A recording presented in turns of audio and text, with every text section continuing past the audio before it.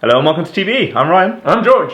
And we've been away for a little while. We apologise for that. We have little excuse.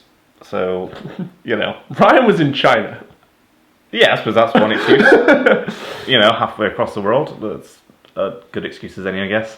But we're back and we are bringing you the best gaming stories of the week. The most mediocre gaming stories of the week. The worst gaming stories of... No. Just setting a level of expectation there. So we'll begin Monday. I don't know if you heard. And I'll just get out of the way, because I do. I talk about this every week. I'll just get out of the way. Hearthstone had the expansion on Monday. We're literally just going to have to have George's Hearthstone segment of the week. I feel like we should, because I kind of want to go back and check if there is an episode where I haven't spoken about Hearthstone. And I don't think there have, because we're on episode 8, and... I'm fairly sure I haven't spoken about Blizzard in some way. Hearthstone Heroes of Warcraft is now available on phones, both iPhone and Android.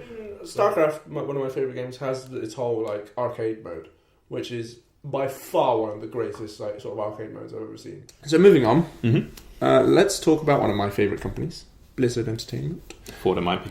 Yeah. So segueing on from Minecraft to Minecon to BlizzCon to Blizzard to Hearthstone. I don't think there's I think you're following along, so I'm already lost. I promise one day, one week, we will have an episode where I do not talk about it. But this week is one of the ones where I have to. Hearthstone has another expansion coming in the coming weeks. Regardless, the Grand Tournament is out. You can get it now in the same manner you can get Goblins vs. Gnomes and the Classic Packs. All the prices are the same, and it is a lot of fun. Basically, if you have been living under a rock in terms of because this has been all over gaming news, but you've got more hero ability changes. So you've got stuff like your hero ability costs less, it does more damage, it does more things. You've got more minions who react to the hero ability. It's all hero based in this one, so it's kind of. It is the tournament part is the fact that your hero is participating in the tournament is kind of the deal with this new expansion. I think you should get back into it. I do need to. I read a great article the other day that was basically saying whether it's too late to get into Hearthstone because of you go in there now and people have all these cards and they're all really overpowered. But basically, it's not too late. This guy found out, but you have to invest 3 weeks into it, which... Yeah, you have to play a while. I mean, the thing was with the new mode, Tavern Brawl, which came out about 3 months ago now. Which we'll sit on a video on. Yeah, sort of newer players can come in and sort of play with the new cards and sort of learn the meta that way, where it just has really wacky rules, you start the whole game with 10 mana from the beginning, all characters have +1/+1, you have random packs that Blizzard give you, so it's a good way for newer players to get into it and get free packs from that, because you get a free pack every week. Cool. Well, you're investing a lot of time into Hearthstone, and a game that I feel like I've been playing forever now is Borderlands 2. I first played this on the Xbox 360. I bought the remastered Handsome Collection on the Xbox One, and each of the expansions are like a full-size game in itself. It's ridiculous. But they just announced that they're making a Borderlands movie, which I cannot wait for. Yeah, like an animation? No, like a proper feature movie. Film. I mean, it worries me a little bit because of they'll be obviously compared to Mad Max, which just nailed the post-apocalyptic movies. I feel like they're going to have a hard time standing up against how good that movie was. I think they've got the franchise behind them, at least. Because Borderlands is a huge game, and obviously you've got the characters I forgot his name, the yellow robot guy, Claptrap, and stuff like that. So the merchandising is there. I think it might do alright. Depends how they do it, because that's the worrying thing. A lot of more video games are being made into movies. Obviously you've got Hitman, the new film's coming out. You've got Warcraft, which is coming out later this year.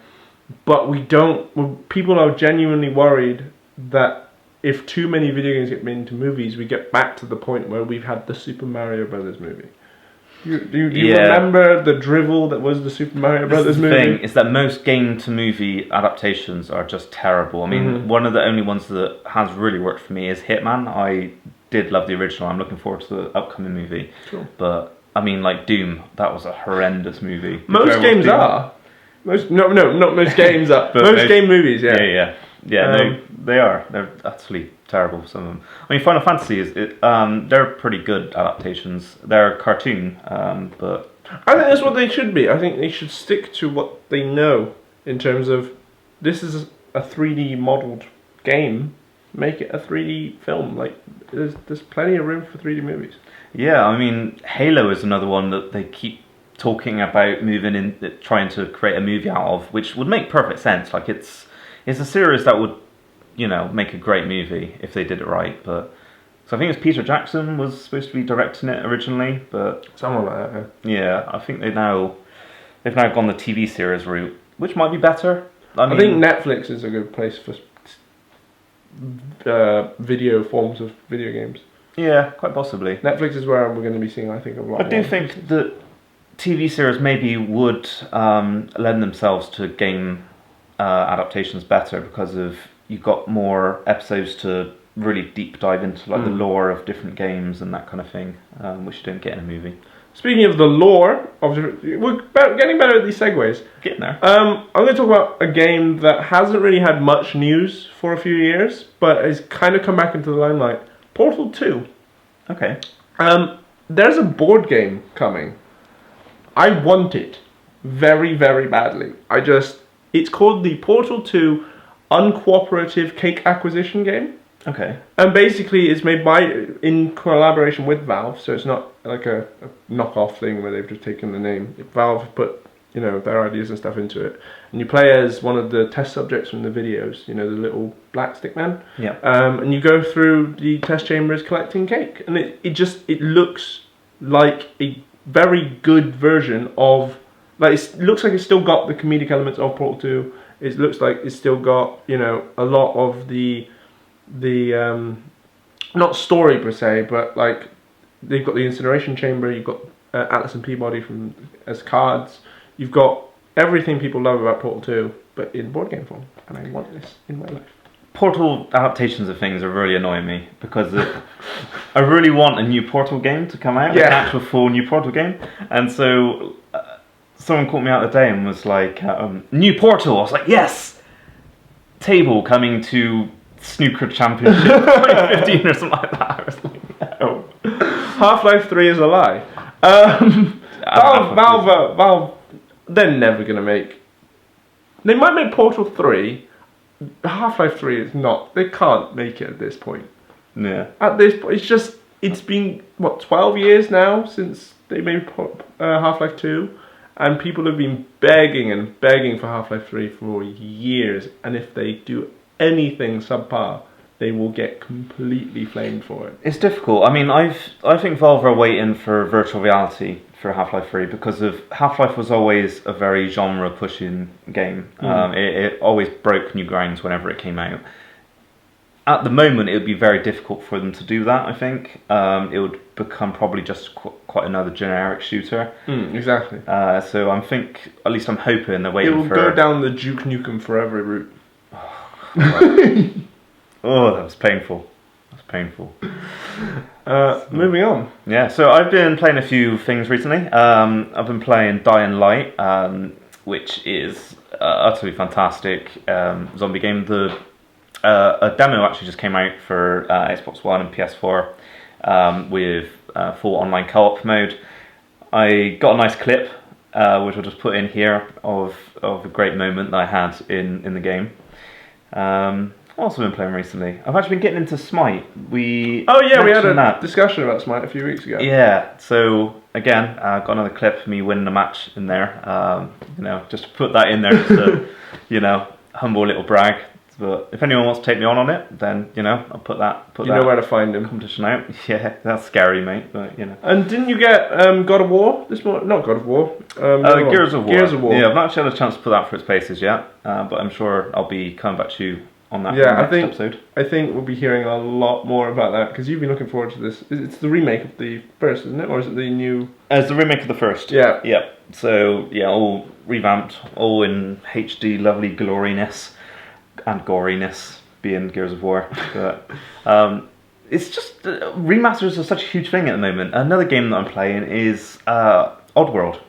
that game on PlayStation 1 was just the best, and to play it now all shiny and new, that's actually Tasty and New. That's the name of it. Oddworld Tasty and New. It's a good game. And I've just been playing Hearthstone a lot. I'm gonna get you into other games. I think you're just going to buy me an Xbox. And no, actually, that's a lie. There is a game that is coming out soon for Mac, because I don't know if I've ever mentioned this on the show. I am a Mac gamer. Shun the non-believer. But it's Rocket League. I don't know if you've seen any of this. Yeah, that's on PS4. It's on PS4 and it's on PC and it's coming to Mac, and it's basically the old. I prefer the old title, which was Supersonic Acrobatic Rocket Powered Battle Cars.